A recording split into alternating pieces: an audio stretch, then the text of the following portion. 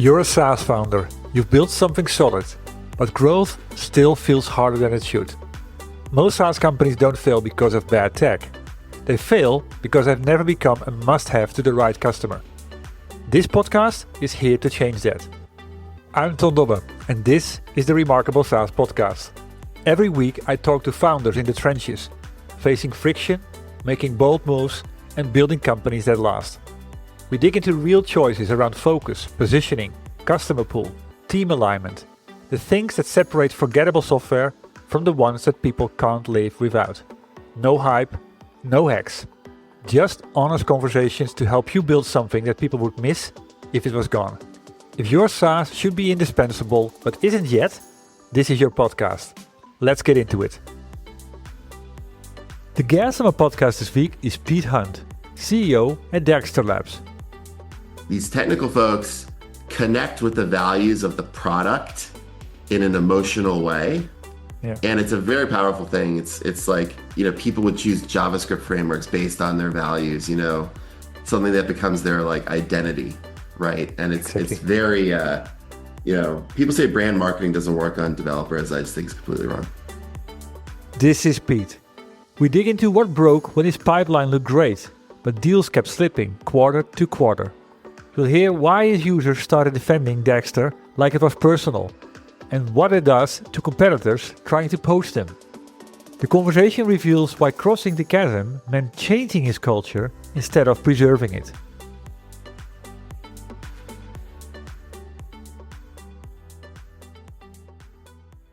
Well, hi Pete. Thank you for making the time available today and being the guest on my podcast. Thanks for having me. Pleasure. I'm not even sure how this actually got going, but when I got introduced to your profile and I read your history with a lot of companies that everybody knows, and now that you are involved in a company called Dagster Labs, and also digging a little bit deeper, that you sort of twice now moved from engineer to CEO, I was like, this is a story I want to have on my podcast, and hence inviting you here. Before we start talking about the company Dagster Labs that you're currently involved in, what drives you? Where do you get energy from? Well, I have always really loved building things. Yeah. And I know a lot of people say that, and that's a very trendy thing to say these days, but I really mean it. I grew up like building with Legos all the time, and I had a ton of fun with that, either whether it was by myself or with friends doing that. And then my father brought home like a very, very ancient, I'm talking like green monochrome DOS computer with QBasic on it when I was a kid. And I would just spend hours like messing around with that and building stuff. And I just always really enjoyed building things. And I was kind of self-taught, originally. I did end up getting a CS degree, but I was originally self-taught, and that's how I got excited about getting into engineering. And you start by building stuff on computers, right? You get really jazzed. I'm somebody that gets really jazzed about what they can do, not necessarily like how you got there, right? Like I want to take the fastest path to the output for the customer or for the user. And then you go from there and you're like, okay, what's the next level up on the chain here? A lot of engineers like building stuff these days are fortunate to be able to become entrepreneurs. So I started, I've started one company in my career, and I've been CEO of that one and then this one too. And this one's very entrepreneurial as well. So I just love building stuff. Yeah, it's shown by your profile, and I've seen what you've been doing at Facebook at some point, and then of course moving to Instagram, then getting involved in a company that was sold to Twitter. Yeah, that's right. That was my start. Yeah, exactly. So building all kind of different products and services. Perfect bridge to what Dagster Labs is now all about. What is the big idea behind the company?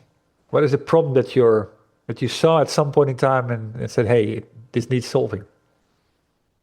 Yeah. So we started the company. Well, the company was started by my friend Nick Schrock in 2018, Okay. and he had been a distinguished engineer at Facebook for a long time. And he left after a decade plus, I think, over there.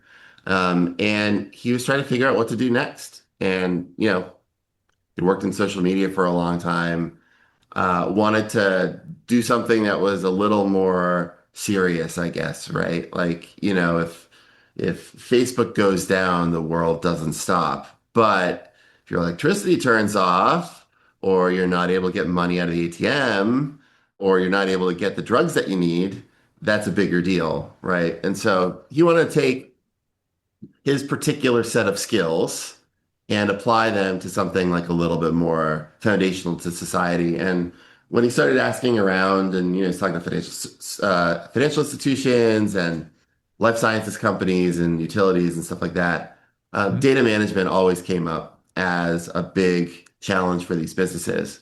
We don't know where our data comes from. We don't know where it's going. We don't know whether it's fresh or not. We don't know what's canonical and what's not. Yeah. And so Dagster became this open source project that was founded to solve that problem. And then eventually a company was built around it. And fast forward to today, it's a business with like almost 80 employees and hundreds of paying customers and thousands of production deployments in open source. So Yeah, exactly. I saw that. Yeah, it's fascinating. Yeah, data at the end, it's become, yeah, like I say, the fuel for everything.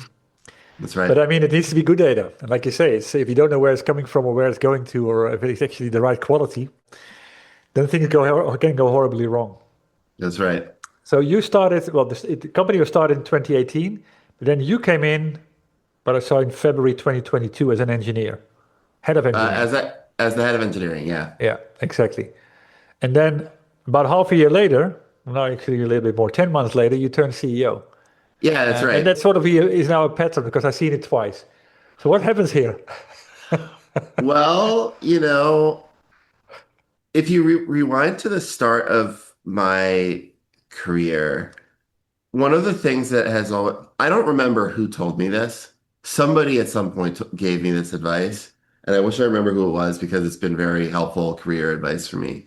Mhm. Which is you just always want this halo of value around you at all times, right? So like whenever you go into a situation, you want the people around you to be like, wow, like, I'm more successful, I'm more valuable, I'm happier because Pete is here.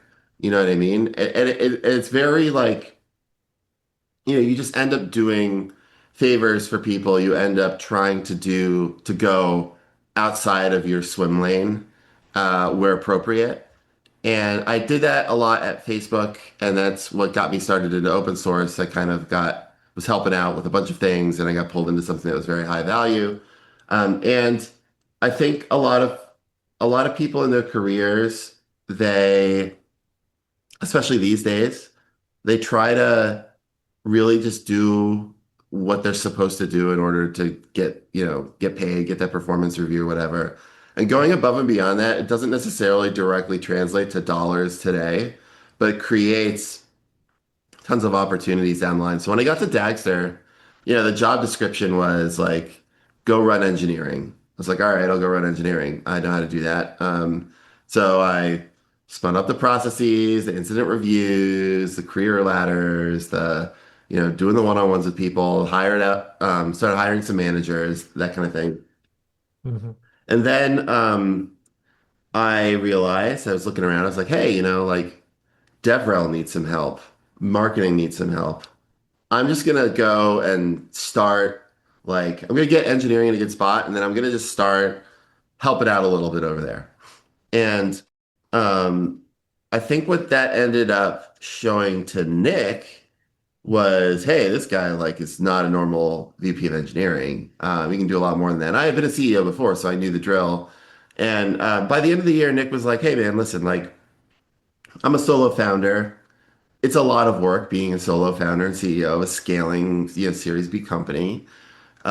Do you want to be CEO? Now, CEO, as I think you know, is often a role of cleaning toilets and doing uncomfortable things like, performance management and fundraising and stuff like that. And Nick moved to the CTO role, which is all this creative work and working with customers and being a thought leader. So he got to do a lot of. I joke that he gets all the fun stuff, and I get to clean the toilets. But it was really it was a very great opportunity for me, and I'm very thankful for it. And I think that Nick Yeah. is loving his new position too, which isn't that new anymore. I mean, I recognize so much in what you tell from my own career. At the end, I didn't turn CEO, but that whole thing of creating a halo of value around you, being yeah, helping people even if they're not asking for it, and seeing things around you where there could be additional value if you just help. That resonates a lot with me, and it shows here what can be if you do that right. Um, Reminds me at the end, and we talked a little bit about it before. I mean, like I said, I wrote my book, The Remarkable Effect, and we looked at the traits, and one of the traits you instantly responded to is, "Hey, this is one that I live is master the art of curiosity." Has that got to Mhm. do with that? Is that an element of it? Oh, I think that building and curiosity go hand in hand for Yeah, sure. So like you don't just nobody just starts learning to program for no reason, right? Like there's some sort of innate curiosity about how does this thing work? What are my limits as a person? Like what can I accomplish? And I've always tried to think of entrepreneurship and careers as a little bit of an adventure, a little bit of exploration. Now, I will say that for the first company, especially like I wasn't like wealthy when I started my first company. So starting a company, not having a huge nest egg, it's stressful, and you can mhm, sometimes forget that like, oh, this is a fun, curious adventure. So I totally recognize that you can't always be in that mode, but if you can, and you can get your mind in that state, uh, it's a lot of fun. You start to realize, you start to make connections that other people aren't making, and that translates into interesting approaches to problems, right? Like whether you're the CEO of a company and you're like, taking a new strategic tack. I mean, and it applies also to people that are not CEOs, right? Like, in any job function, continuing to be curious. I mean, especially honestly in like sales, and in many ways, a CEO's job is to be selling many different stakeholders and bringing them all together, right? And you can't, yeah, as any good salesperson knows, it starts with curiosity. You have to be curious about that person. What are their problems? How do they view the world? And do you have something that like, if they buy it, it like, they pay $5 and they get $500 worth of value out of it at the end of the day, yeah, right? yeah, Like, you have to have curiosity in order to pull that off. exactly. Yeah, you just like coin the nuance on it here because a lot of people say, okay, well, the curiosity, if the CEO is curious and he or she will bring the company forward from there. But at the end, it lives in every role. And you talked already about engineering. You talked about sales already. But it applies to every role in the company. And I like how you turn it into, yeah, asking questioning things in order to see what the bigger picture is and what the bigger value particular part is. And the other thing I like what you said was that you come up with interesting approaches to solving a problem. And I think that is the most important part because every company I've worked with and worked for, you never compete on features or particular details. You compete on the approach that you have to solve a particular problem. And then when that approach fits a company or a person the best, that's the choice. And otherwise, it's not. But that is the opportunity at the end because everybody can build the system that you have, exactly the right same features, but their approach is going to be different. Correct? Oh yeah, yeah, that's right. And it's so funny, you think about enterprise. like technical enterprise buyers, which is who we sell to, right? Like you think about them as running these competitive RFP processes and creating unbiased objective rubrics and doing a lot of scientific measurements. And the reality of how these things often come together is like those are a component for sure. Those do happen. But, the way that deals get done is that there's a champion inside the company that's very passionate about your thing. And that champion responds to like they're curious about your product and your product has a set of values, right?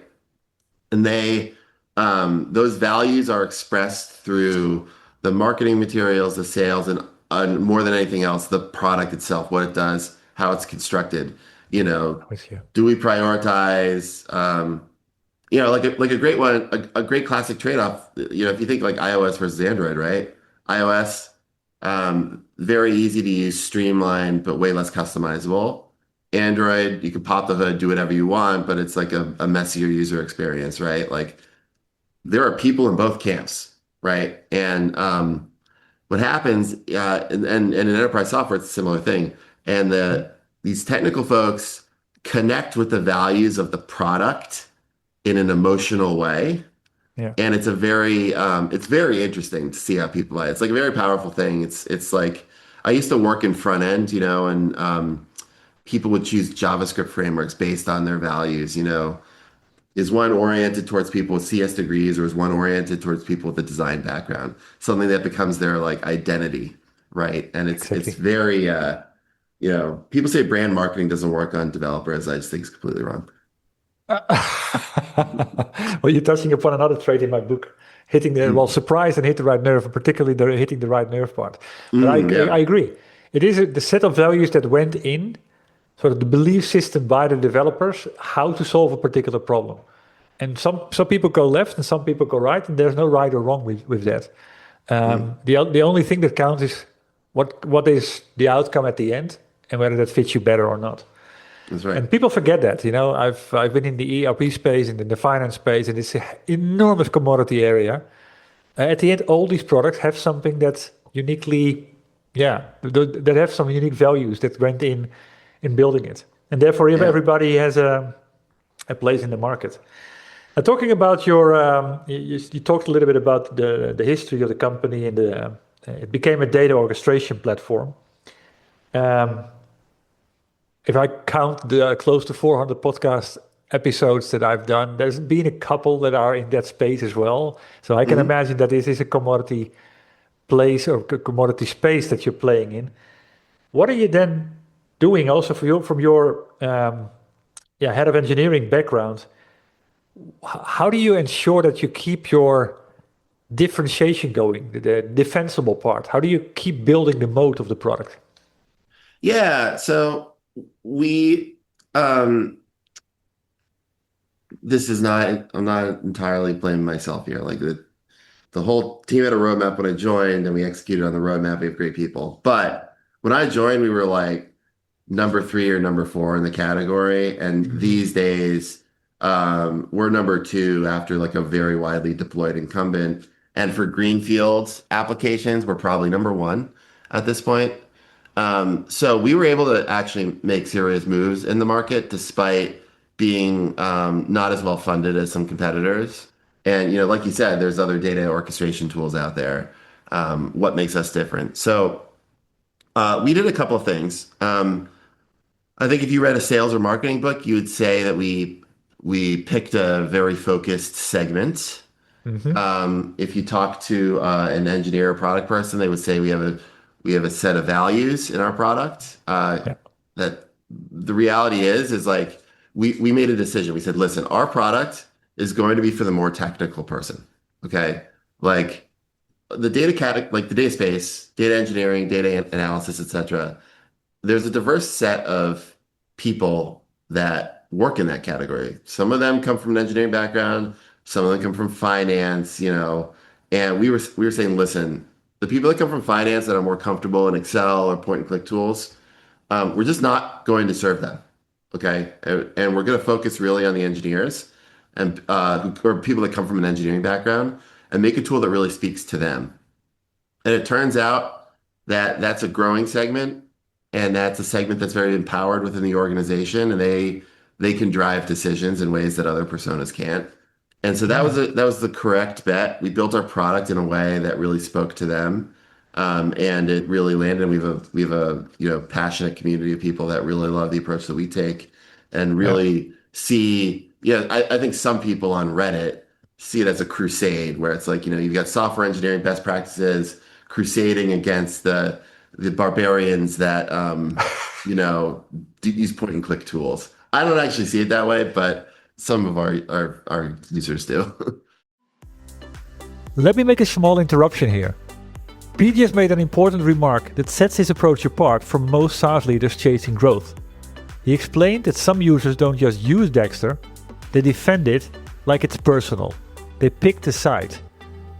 Pete didn't design for that reaction, but it happened because the product has clear values. Technical buyers don't just evaluate features, they connect emotionally with what the product stands for. It becomes their identity. That is what remarkable SaaS companies do. They acknowledge they cannot please everyone. They master the art of curiosity, and then they aim to be different, not just better. Want to master these traits as well? Simply read my book. I've made the electronic version available for free. Just visit theremarkableeffect.com to grab your copy, and inspiration will spark within 10 minutes. Back to the interview. But that is exactly that belief system, and what get people going that you Yeah. can create with a product. No matter what product it is, it doesn't have to be a sexy product. It's an important product for them, and they have an opinion about it. And if it's built that way, there for you forever. I love that. I love that. So I mean, what you typically say is, okay, it's the product values, how it was built, and of course, that then instantly intersects with, okay, who is this for? hmm Ideally, and who is this not for? And I also like the point that you say, okay, well, it's not for those type of people. Are you also actively following then the qualifying out when you meet those people and say, hey, no, it's not for you? Because it's sometimes hard, and there's money involved, so we can technically help them. We might still do the deal. That was one of the biggest go-to-market challenges I had under my tenure as CEO. Yeah. As you transition from Series A to Series B, Yeah. you go from this, like, for an open source business anyway, you start with all this inbound, right? And everybody that comes inbound, for the most part, is like qualified because they've already used the open source tool, and you've helped them get onto your commercial product. Uh, as the brand started getting more recognition and as we started going outbound, you start to reach a more diverse audience that maybe is not already using our open source product. And at that point, we started to get a lot worse at forecasting. The sales team Mm. would say, oh, we got this many opportunities that are closing in this quarter. We think we're going to hit this number. And then the way that it showed up is that opportunities would keep slipping, right? They keep pushing into the next quarter. And then when you actually dig in and you like read all the emails and listen to all the call recordings and everything, it's like, oh, this account was never qualified. Like, this person literally, they either can't adopt Dagster themselves because they're not technical enough, or their tech stack is not appropriate, or they don't have the capital within the organization to sell it, and we haven't been able to get to the right person. And so qualifying out, basically in sales books, you call it champion testing, right? Like, that's another part of this too. But qualifying out is important, and sales teams don't want to do it, especially if you make a big deal about, like, hey guys, we got to generate pipeline. They will hold on to opportunities even if they're borderline, right? So Yeah. I forget, there's a Goodhart's law where it's like the instant a measure becomes an objective, it becomes useless as a measure. So when you goal your team on pipeline, the pipeline will start to be less accurate. It is exactly Yeah, because the accurate thing is we want qualified pipeline. that's right. That's right. But And what you I hear gotta is pipeline. It's just money. you have to qualify with an iron fist. Yeah, I mean, I wrote a long essay on that. One thing that I kept remembering also that in the past with my previous company, we did a delisting from the stock exchange, became part of a private equity, new management coming in, and the goal was okay, 5x pipeline. What Hmm. you're actually saying there is okay, if it's 5x pipeline, you allow 20% win rate. Hmm. It's good. A Yeah. 20% win rate in sales is horrible because Hmm. it's gambling. Yeah, Yeah. somehow it will be correct because it's low Hmm. enough.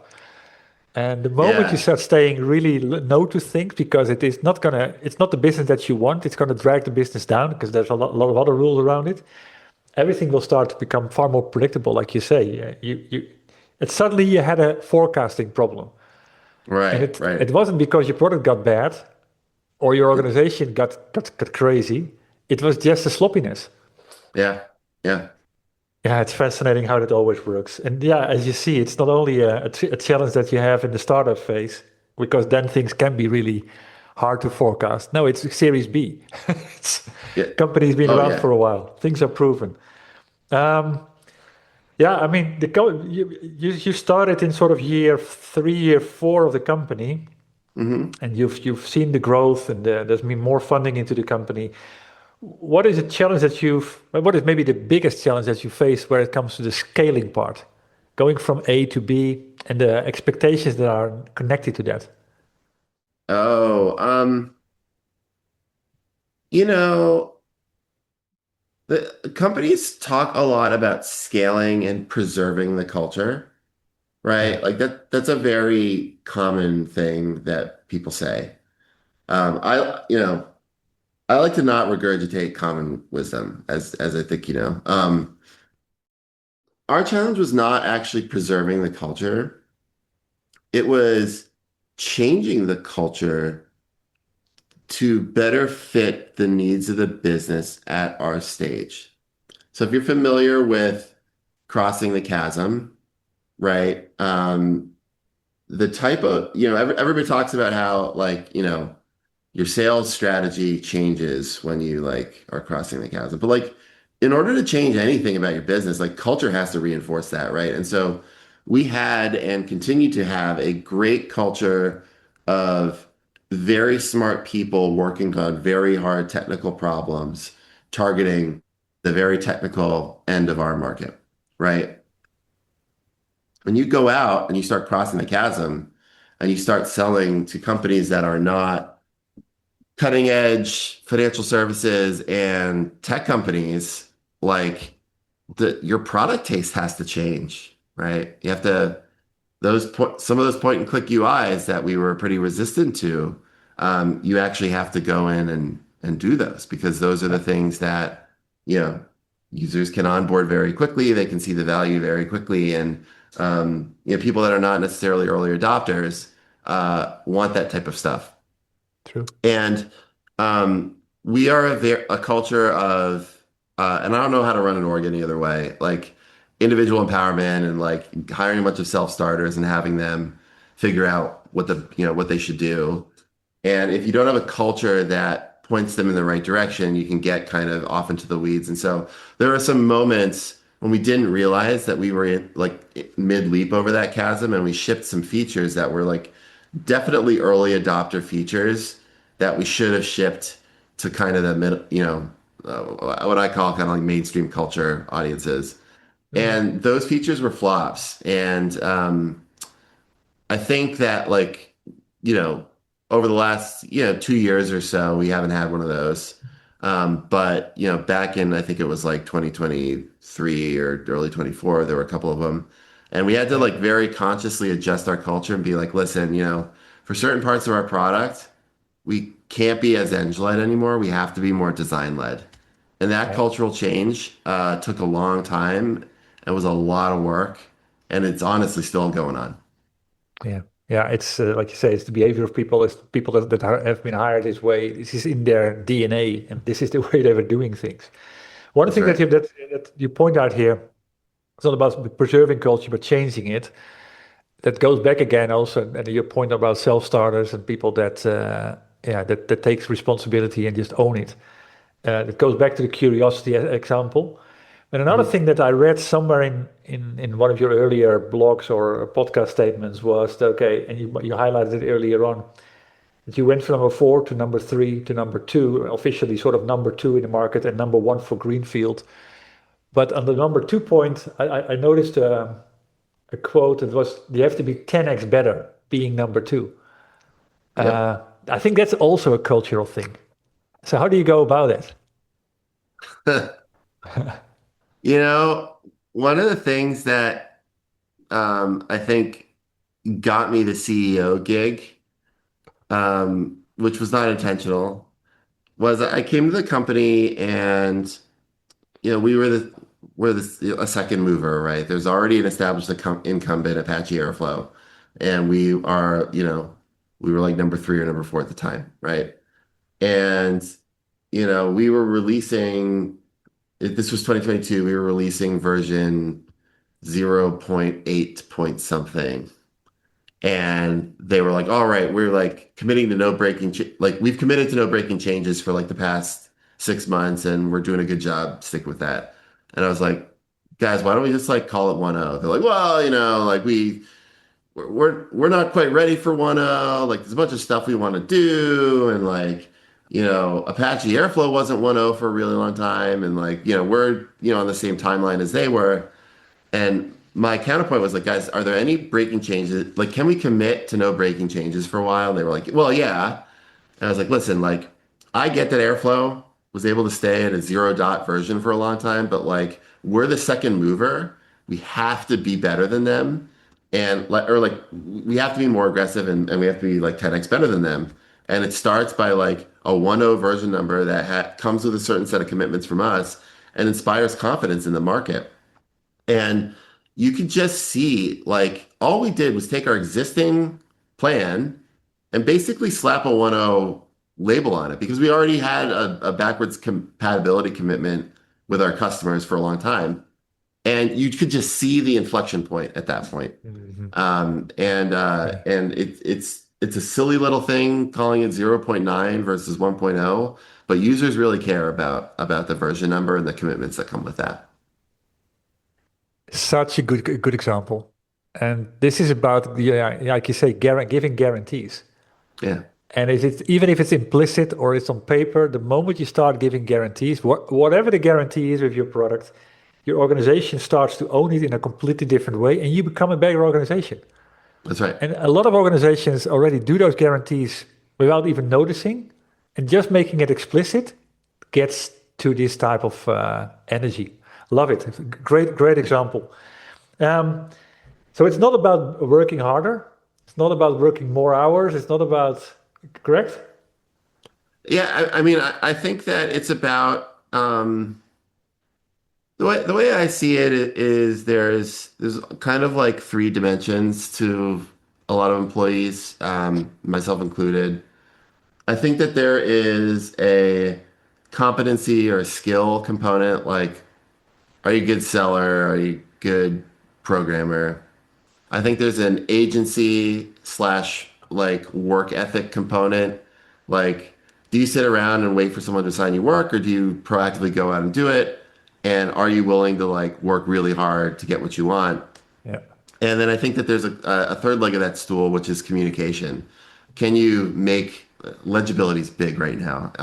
Can you make legible what you do to all of your stakeholders, to use enterprise speak? But like, can you have a conversation with somebody? Can you ever have a written or a verbal conversation with somebody and you know let them know what you're doing, bring them into your fold, whatever you need to do. And you know, at Dagster, we try to interview for all of those. From a working harder, not smarter perspective, I think it's like um, the North Star that I use is like, does your spouse or partner like want you to stay at this company? Like Okay. I think that like um, I think you should be able to have a family and work at startup. I have two little kids. A lot of our employees have little kids. Like you should be able to like proceed in your life as a normal human adult and be able to capture the upside of startup. Now that doesn't mean that you work 4 days a week. it means like, most weeks are kind of, standard 40-hour work week that most people expect. But the other expectation too is that like some weeks are going to be intense and like Yeah. you're going to flex up to 60, 70 hours every once in a while. Yeah. But if you average it out over the year, it's going to be like, average out to something reasonable. Yeah. And so, it's when I run it through the spousal filter, it's like, is it okay for the spouse to be pissed off for a week? Yes. Is it okay for the spouse to be pissed off for a month? No. That makes sense. Makes total sense. And I love that analogy because it also makes the whole thing so human. And yeah, it is not black and white. You sign up for something, but it's going to be ups and downs, and it's going to be, like you say, sprints. And sometimes where certain things happen, we have to all step in. But it makes you a team. Yeah, that's right. Yeah, exactly. So, last question then and then we move to the end. What has been how has your success, your definition of success changed over the years? Mm. Um, as I've progressed in my career, I think a lot of people have this. Like when I was a lot younger, like I wanted to be famous is not exactly the right word, but like, like people come into my tech talks or like listen to me on podcasts and stuff. I used to really want to be liked, um, and like famous in my sphere or whatever. Um, and I think I've never really been big on like accumulating lots of material things. But respect from other people, I think, was a big one. Um, Now I don't really care. I'm kind of back to basics and like I just want to build something great. I want to do a thing that I didn't think I could do. And whether that is in a very fashionable, trendy category or not, like I don't care. Like, it's the transition of like working at pre-IPO Facebook where like I met a bunch of celebrities and I thought it was really cool. To like and Instagram too in the like early days. Uh, And now I sell enterprise software, right? And like I'm very happy with that change. exactly. It's the journey, not the outcome Yeah. at the end. The rest is all vanity metrics. But if you measure your success by the impact you help your customers create, there's no better, yeah, what is it, energy coming from there. Because the Yeah. customers talk about it and that makes everybody proud. Right. We talked already about the big lesson that you've learned earlier on in the podcast. Where can people go to find out more about Dagster Labs or to say hi to you? Yeah, I'm at Dagster.io is our website, and you can find me on like LinkedIn or X.com, the Everything app. Okay, perfect. Thank you very much for sharing, yeah, the wisdom, some of the secrets, some of the vulnerabilities. That makes always an interesting a piece for other people to learn from. Thank you. Thank you. And this wraps up my conversation with Pete Hunt, CEO at Dagster Labs. If you got value from this episode, please share it with other SaaS founders who need to hear this as well. And if you got 10 seconds, a quick rating or review on Apple Podcasts will help more people to find these conversations.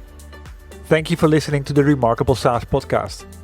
If you want more insights like this, subscribe to my daily email, Espresso with Ton. It's a 2-minute shot of clarity for SaaS founders who want to create pull, not push. You can sign up, along with getting my book, at valueinspiration.com. See you in the next episode.